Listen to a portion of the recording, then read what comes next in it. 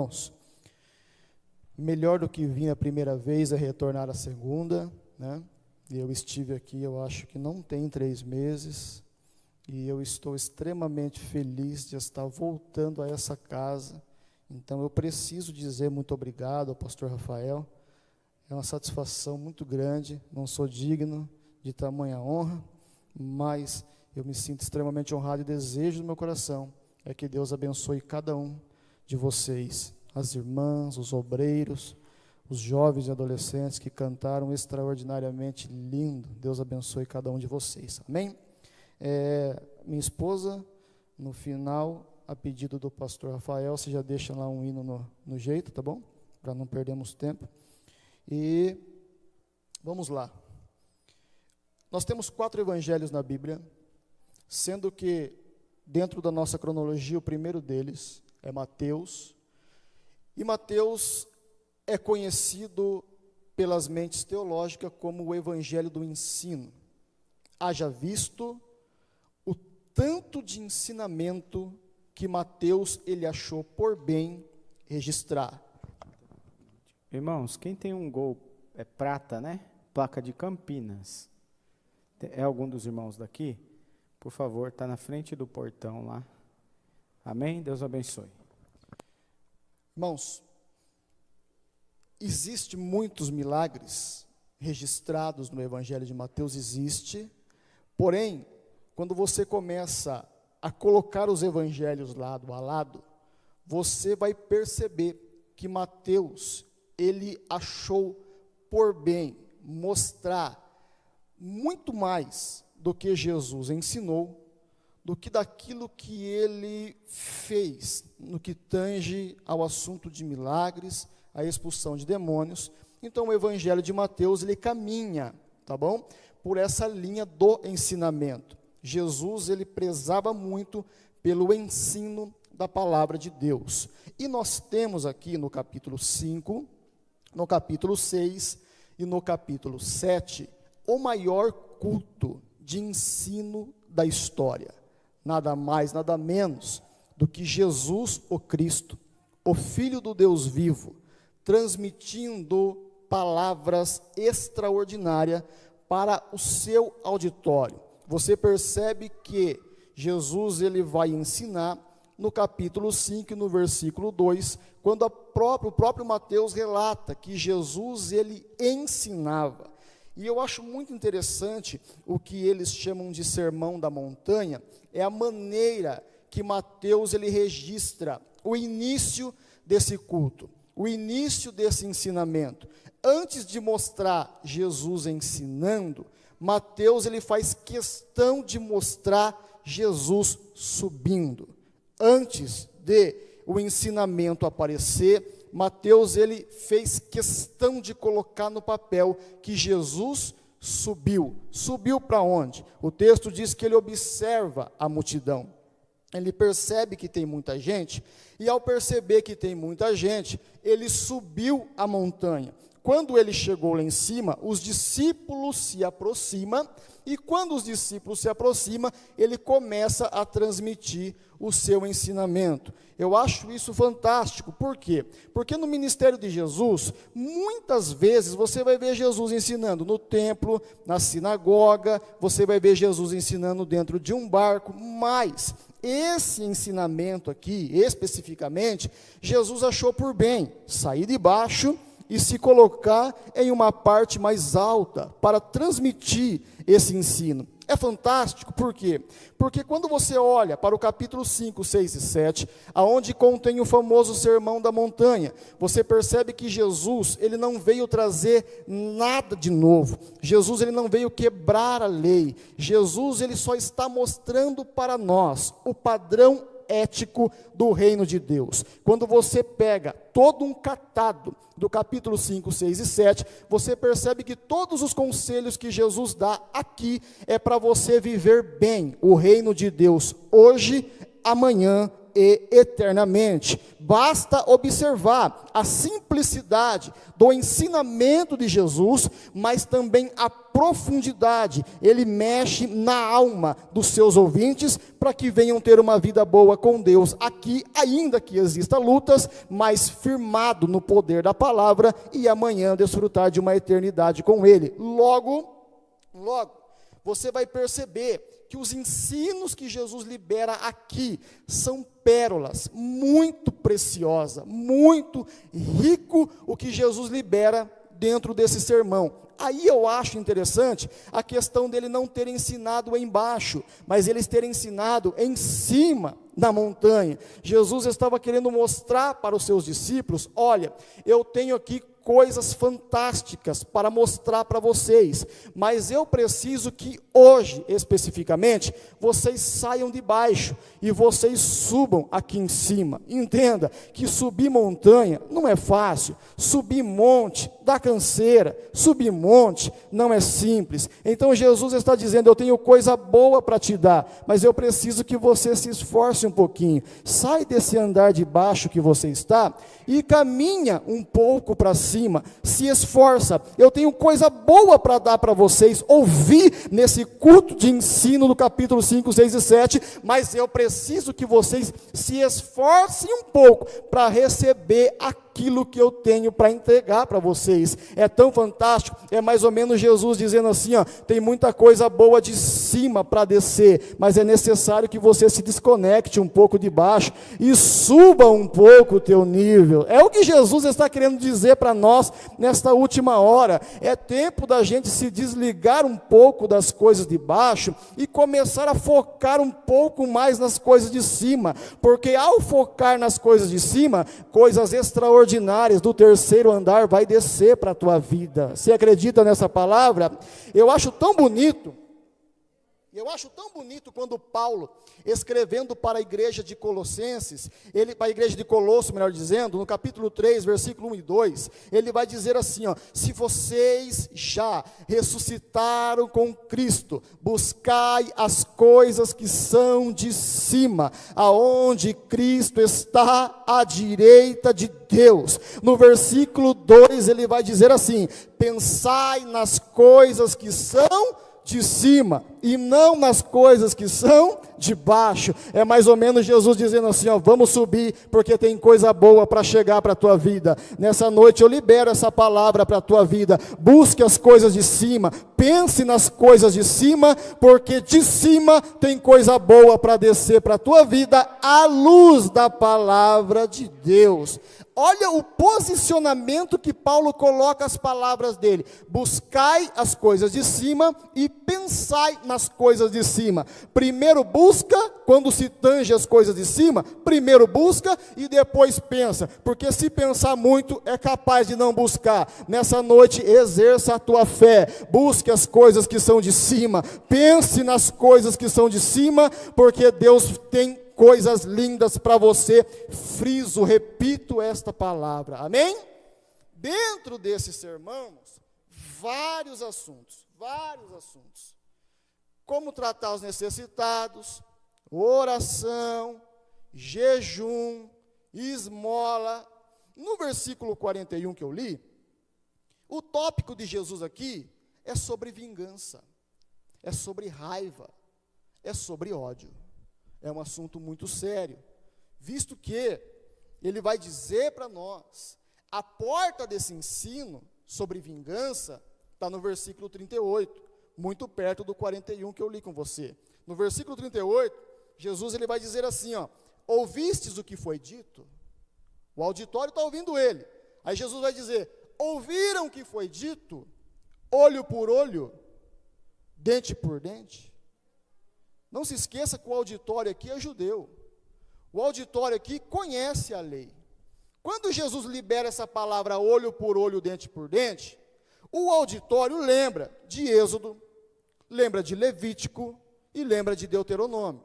Não estava separado em capítulos, mas se tivesse, dispensaria no capítulo 21 de Êxodo, 24 de Levítico e 19 do livro de Deuteronômio, aonde a lei que Deus deu para Moisés estava escrito olho por olho, dente por dente. Em outra parte vai dizer mão por mão, pé por pé, tá? Vida por vida, queimadura por queimadura. Então, Jesus está dizendo, vocês ouviram o que foi dito. Isso é algo que veio de Deus para vocês. Qual que era a intenção de Deus aqui? Deus sabe que o ser humano tem essa natureza de se irar, tem esse desejo de se vingar, tá bom?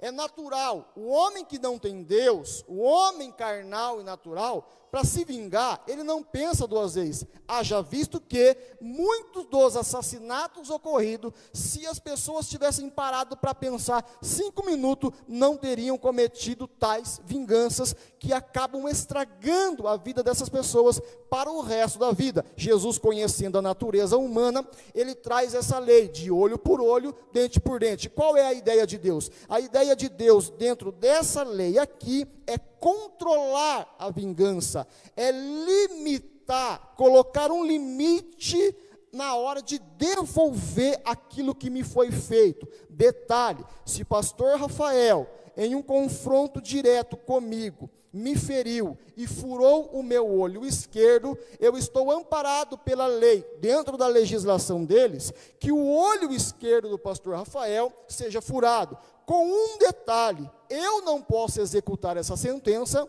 e nenhum familiar meu pode executar. Por quê? Porque eu, na execução da vingança, eu posso ferir muito mais do que apenas um olho, por causa do sentimento de raiva e do sentimento de ira. A lei dizia isso, que os juízes tinham que executar essa vingança. Eu não poderia, mas eu veria com os meus olhos, ou com o meu olho, o pastor Rafael sofrendo a sentença que ele me causou. Então, qual é a ideia? A ideia é, se você bater, você vai apanhar. Porém, quem executa a vingança não é você, é um juiz. Eu já quero aqui abrir parênteses e dizer para você, se você está sendo injustiçado, irmão, pode guardar a tua mão no bolso, porque a mão que sustenta o universo, ela continua trabalhando. O juiz de toda a terra, ele sabe agir, quando agir e como agir. Então eu não posso executar com a minha mão. Essa é a ideia,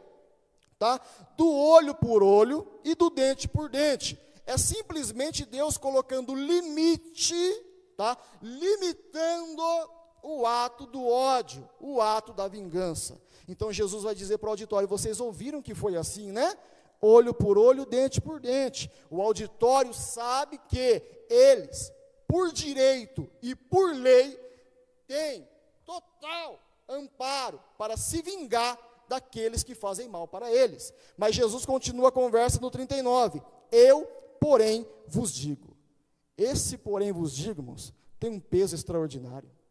Porque vocês ouviram dizer olho por olho, dente por dente, é a lei que veio do Pai, das mãos de Moisés, e veio para o povo. Agora Jesus, na ética do reino, ele está dizendo assim, ó, eu, porém, vos digo. Eu sei que vocês têm direito de furar o olho direito de quem furar o olho direito de vocês. Eu sei que vocês têm direito, pela lei, de arrancar um dente de quem um dente arrancar de vocês. Mas eu, porém, vos digo. Eu, porém, vos digo, não resistais ao mal. Em outras palavras, Jesus está dizendo assim, ó, não se vinguem daqueles que fazem mal para você. Não é muito agradável de ouvir, né? Jesus estava dizendo para o auditório, vocês têm direito de furar o olho de quem furou o olho de vocês.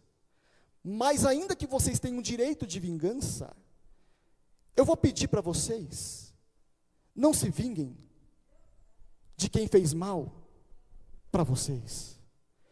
É mais ou menos assim, a lei, a intenção da lei é que não exista excesso na vingança. A intenção de Jesus é que exista excesso no perdão, na misericórdia e no amor. Enquanto a lei do olho por olho, do dente por dente está colocando limite para não haver excesso, Jesus está dizendo, é tempo de vocês se excederem. Não com vingança, com amor. Não com ódio, com perdão. não com maldade, com bondade. Em Provérbios e em Romano está escrito, não pague o mal com o mal, pague o mal com o bem. Vai ter um peso muito grande para você na eternidade. Quem me ouve, diga amém. Não é muito confortável, né? Mas, escute isso. A intenção da lei é colocar limite. A intenção de Cristo é que você se exceda. Jesus, como um ensinador por excelência, Jesus ele vai usar 3 coisas principais, tá? E vitais da nossa vida, para exemplificar o que ele está dizendo. Ele está dizendo, não se vingue de quem faz mal para vocês. E eu vou dar aqui para vocês 3 exemplos vitais. Aí Jesus ele vai mexer na nossa honra, Jesus ele vai mexer nos nossos bens inegociáveis, e Jesus ele vai mexer na nossa vontade. Mexer na nossa honra. Jesus vai dizer, quando te derem um tapa do lado direito, nossa honra, dê o lado esquerdo. Não é confortável, irmãos. Eu entendo o seu silêncio e eu entendo você assustado aí. Não é confortável. Bateu no lado direito, dá o esquerdo. Mas entenda que, se alguém der um tapa na tua face direita, irmão, não vai falar para ele bater na tua face esquerda. Isso aqui, Jesus está falando para a gente não se vingar no 39. Então é mais ou menos assim, ó, bateu no lado direito, não revida. Fica na tua. Porque se você não revidar, vai ser o maior golpe que o agressor ele vai levar. Existiu um evangelista muito famoso na cidade da Inglaterra, em uma cidade chamada Cornwall, se não me falha a memória. O nome do evangelista era Billy Bray. Billy Bray, antes de se converter, ele era pugilista, lutador de boxe, e diz a história que o homem era bom na pancada. Ele se converteu ao cristianismo, e um dia dentro de uma mina, uma pessoa querendo testar o seu cristianismo, agrediu Billy Bray. Sabendo o agressor que o ex-fugilista tinha total condição de moer ele na pancada, tá? Ele foi surpreendido quando Billy Bray olhou para o agressor e disse, Deus te perdoe, assim como eu te perdoei. Diz a história que o agressor ficou atormentado na alma por alguns dias. Alguns dias depois, não aguentando mais aquele golpe, ele se converteu ao cristianismo. Sabe o que é isso? É dar a face esquerda. Quando você recua, Deus trabalha na vida daquele que te agrediu. Quando você recua, você mostra que você é diferente de quem não tem o ensinamento de Cristo na vida. Jesus ele está querendo limitar e colocar um ponto final no que tange vingança e no que tange, tá, a maldade. Aí, ele vai mexer na nossa honra, ele vai mexer nos nossos bens inegociáveis, ele vai dizer, se alguém te processar, se alguém quiser a tua túnica, roupa de baixo, entrega também a tua capa, roupa de cima. Talvez você não tenha lido no livro do Êxodo, mas o livro do Êxodo dá uma importância muito grande para a capa.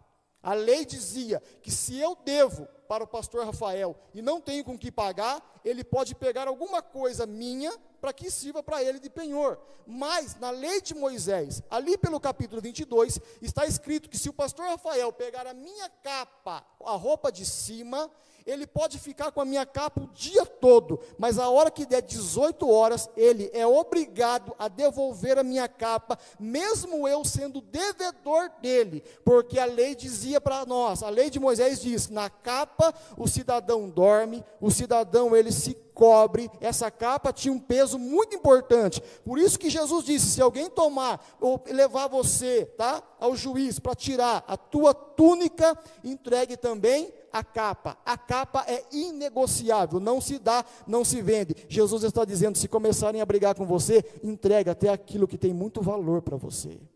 Jesus está querendo dizer, 0% de briga. Deixa levar até os bens que são inegociáveis. Isso aqui, irmão, vai mexer com nós, no que tange a nós estarmos no trânsito, e o camarada fazer aquela bobeira. E quando o camarada faz aquela bobeira na sua frente, a primeira coisa que vem em você é o desejo de ter um trator e passar por cima dele.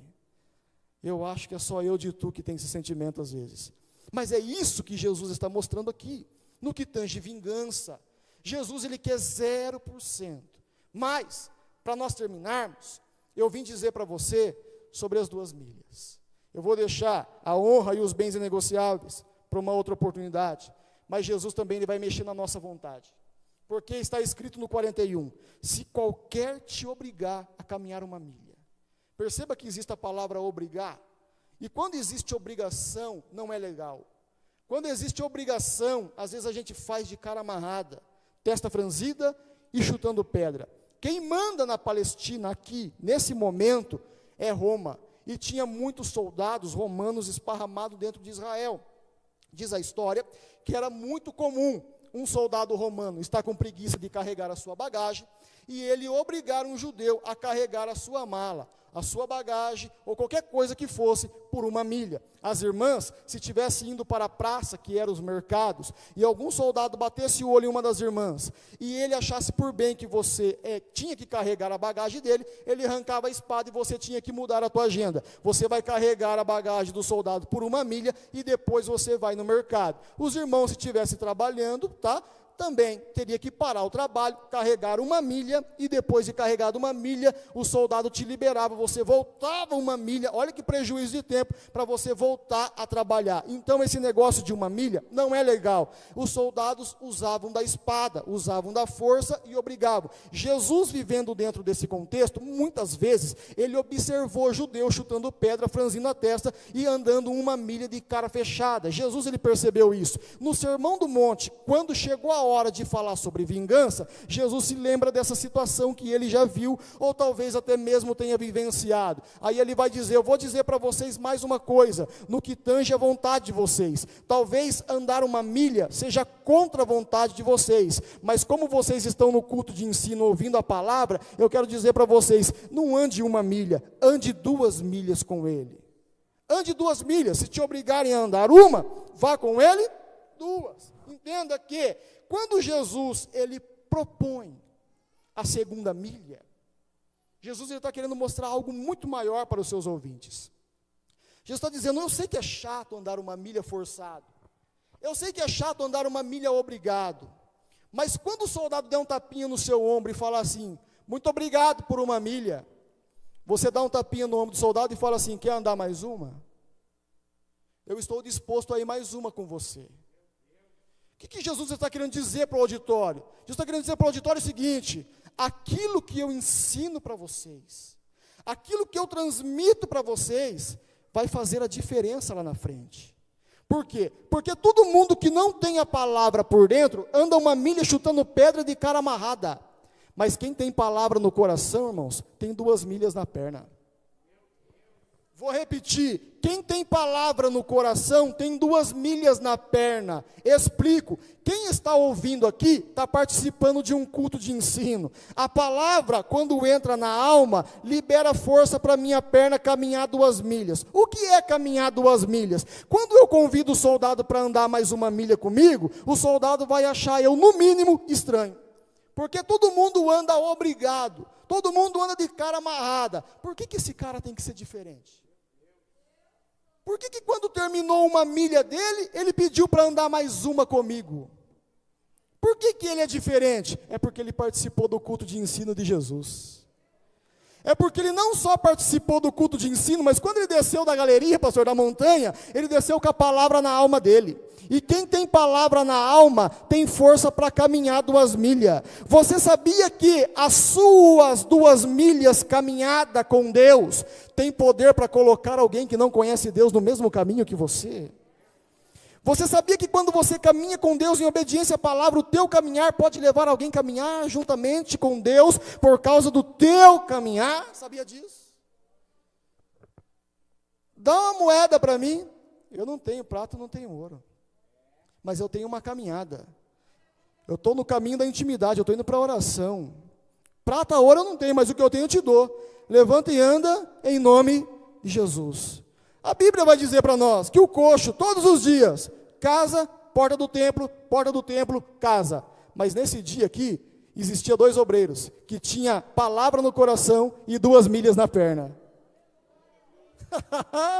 Palavra no coração e 2 milhas na perna. E quando o obreiro tem 2 milhas na perna, as coisas são diferentes. Aquele dia foi diferente, porque em vez de ele sair da porta do templo e voltar para casa, ele entrou para a casa de Deus para adorar, para agradecer. Sabe o que é isso? Quando eu ando com Deus em obediência à palavra, eu tenho capacidade de trazer alguém para o mesmo caminho que eu. Você acredita nisso?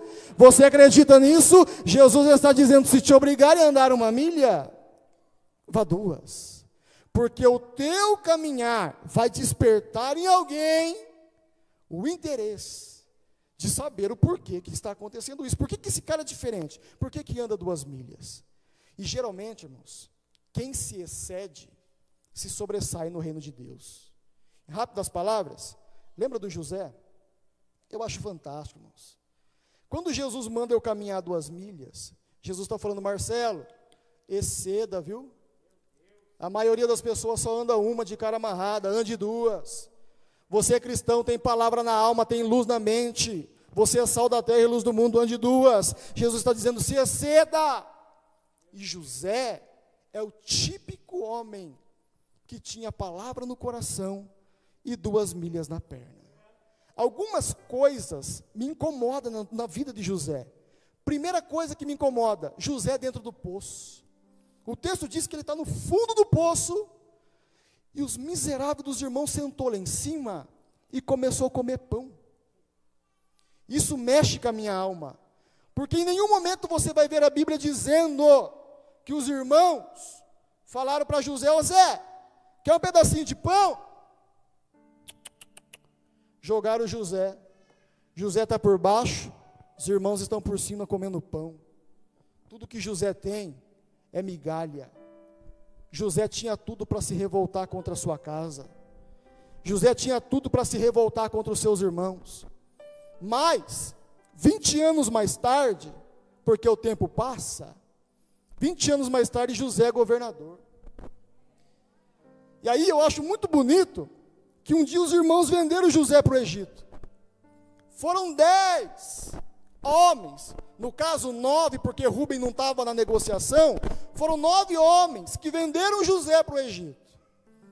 Aí um dia Faraó teve um sonho, e no sonho de Faraó 7 vacas, magras, aparecia e engolia as 7 vacas formosas à vista. 7 vacas, amém? Lembra quantos irmãos venderam José? 9. 20 anos mais tarde, as vaquinhas magras do sonho de Faraó bateu na tenda de Jacó, e a fome chegou. Eram as vaquinhas magras. Foram 9 vendedores, mas Deus precisou de 7 vaquinhas para tirar os vendedores e colocarem os vendedores na frente do José que tinha sido vendido. 9 para vender, 7 vaquinhas magras para trazer para o Egito quem gosta de vender José. Então não tenta fazer força com a tua mão, porque às vezes Deus ele vai usar até menos do que aquilo que está te afrontando, para consertar algumas coisas que ficou para trás na tua vida. Deus ele sabe atuar. Quando eles chegaram lá no Egito, no capítulo 42, é fantástico que José ele vai dizer assim, ó, vocês vieram espiar a terra, não perceberam que era José. José coloca eles na cadeia, eles explicaram que tinha um pai, que eles eram em 12 irmãos, mas um está com o pai e um já não existe mais. Eles nem sabiam, nem imaginavam que aqueles que eles acreditavam não existir, era quem estava na frente deles. E que dali para frente, pastor Rafael, a existência deles só seria uma realidade por causa do José, que eles acreditam que não existe mais. Porque se José não existe, a fome vem e destrói tudo. Mas está acontecendo que José ele vai dizer assim, ó, vamos fazer o seguinte, ó José se excedendo, eu vou deixar, vocês estão em 10, eu vou deixar 9 presos, e um de vocês vai para casa, com um saco de alimento, para que Jacó, o pai de vocês, tenha um alimento. Mas 3 dias depois, José mudou de ideia, vai ficar um preso, e 9 vai voltar para casa, com um saco cheio de alimento. Qual que é a ideia de José? Se eu deixar 9 presos, e apenas um voltar, é pouca comida para a casa do pai. Mas se eu deixar um preso, e 9 for para casa, papai vai ter bastante comida para comer. vai ter bastante comida para os filhos deles comerem. José estava dizendo, um dia só sobrou migalha para mim, mas hoje eu vou mandar 9 sacas de trigo para a casa de papai. Um dia só deram migalha para mim, mas hoje eu vou dar um saco de alimento para cada um desses que me venderam. O que José está fazendo? José está se excedendo. É tempo de se exceder. É tempo de você ser diferente dos irmãos de José. Deus te chamou para ser um José na terra, você não é Simeão. É tempo de deixar esse sentimento de vingança para lá, esse ódio para lá. Você precisa se exceder. É bonito que José cochicha no homem que está colocando comida, o trigo dentro ali da saca. E José fala assim, ó, a hora que encher o saco de trigo, de comida, pega o dinheiro deles e coloca dentro do saco e amarra. Porque eles vieram de lá para cá com dinheiro para voltar com comida. Mas eu preciso me exceder. Eu preciso dar para eles muito mais do que aquilo que eles vieram buscar. Isso aqui é muito sério, irmãos. Isso aqui é muito sério. No caminho de volta para casa, eles param para dar mantimento para os animais. E quando abre o saco, antes de enxergar o trigo, o alimento que tinha ali, primeiro eles enxergam o dinheiro. Opa, alguma coisa estranha está acontecendo. Eu levei dinheiro para voltar com trigo, mas eu estou voltando com trigo e comida e com dinheiro também. É Deus gritando, tem um José no trono, que sabe o valor de caminhar 2 milhas, sabe o valor de se exceder. No capítulo 43, você vai ver José jantando, almoçando, melhor dizendo, com seus irmãos.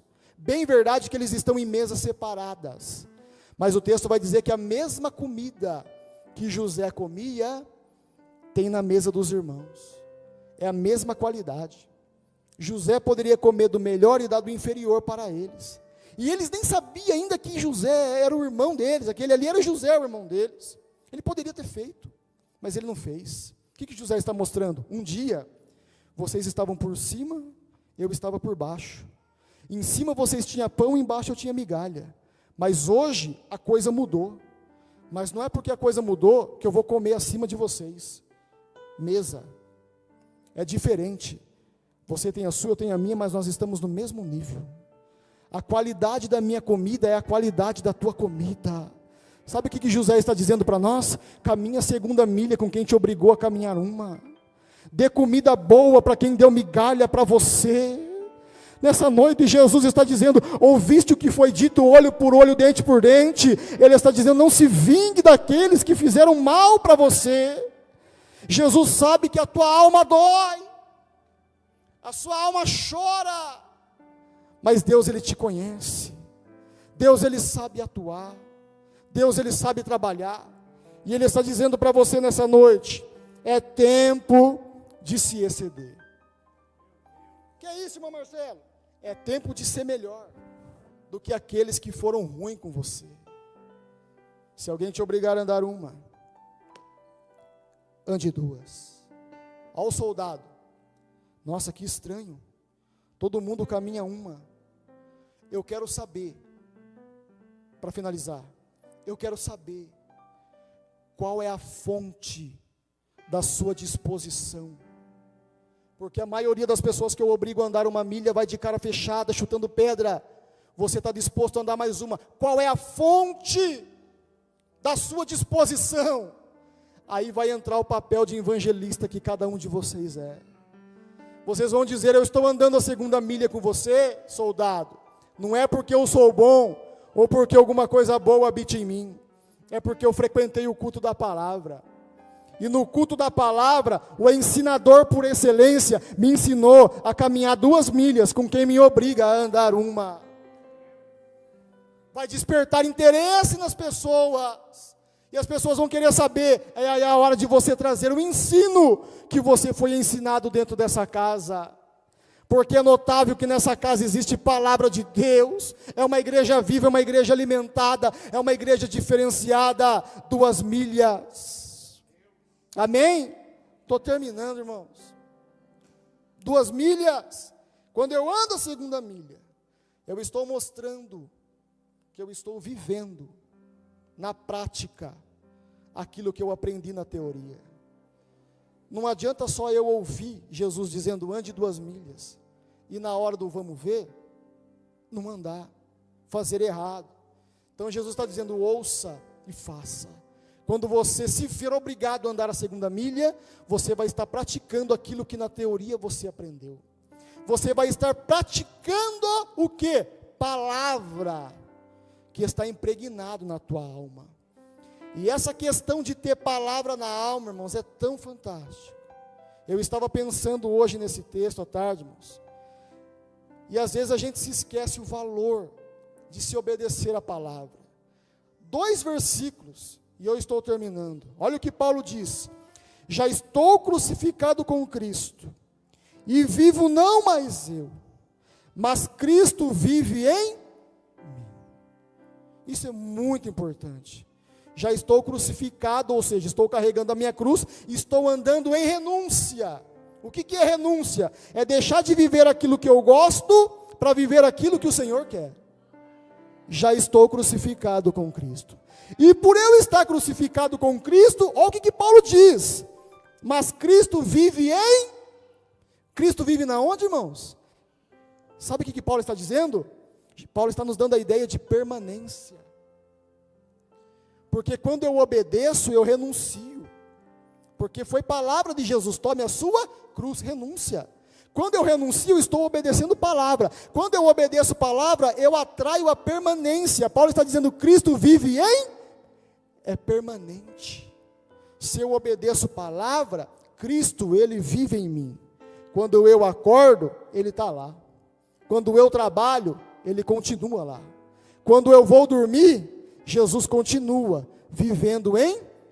Isso quem está dizendo sobre permanência é Paulo.